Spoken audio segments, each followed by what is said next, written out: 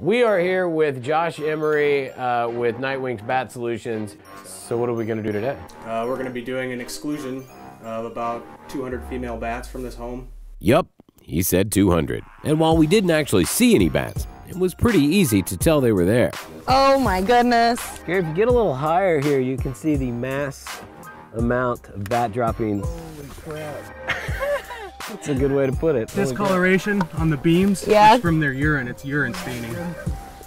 Wow, it smells like urine in here. Now you might be at home thinking, how can you tell it's bat guano? If you smush it like that and you shine a light on it, you can see how it looks like there's kind of glitter in there. Yeah. It's undigested insect limbs. Just squish it in your hand. Yeah, Josh, I can't help but notice you're not a bit squeamish about squishing bat poop in your hand.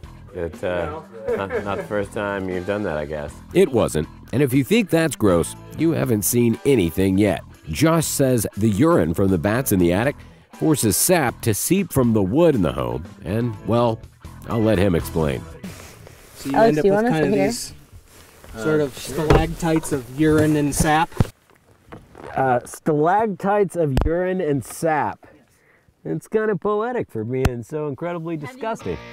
For all those of you out there pushing your breakfast plates aside right now, we'll spare you any further gross details. The point is, it's gross. And the family, kind enough to let us shoot this segment, was ready to see their unwanted guests move along.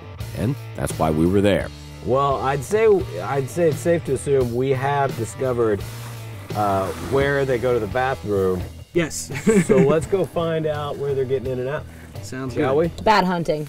Bats, as it ends up, are much smaller than they seem, able to fit through a hole about the size of your index finger. So, our job was to find those holes and plug them with what Josh calls exclusionary doors.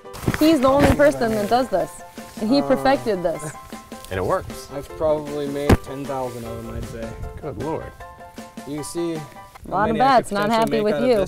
Josh's design allows the bats to leave the house but not to come back in. He can make a door in just a few minutes. Angie and I cannot. Angie, when you got into meteorology, did you ever think you'd be sitting around making bat exclusion doors? You know what, that's what I hope for.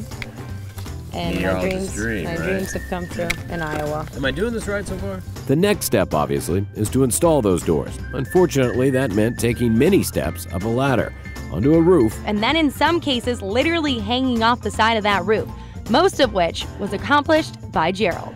Gerald's got, a toe each on the last rung of this ladder, precariously perched on the corner of this roof, and he's wildly explaining things with his hands. Not one bit of fear in his eye.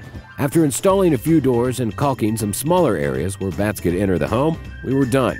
And I was able to come down off the roof to this, off the desk. So you're saying right now, there's hundreds of bats up here in this attic with us? Yeah, somewhere. 100, 150, maybe even 200 bats. That's a frightening answer.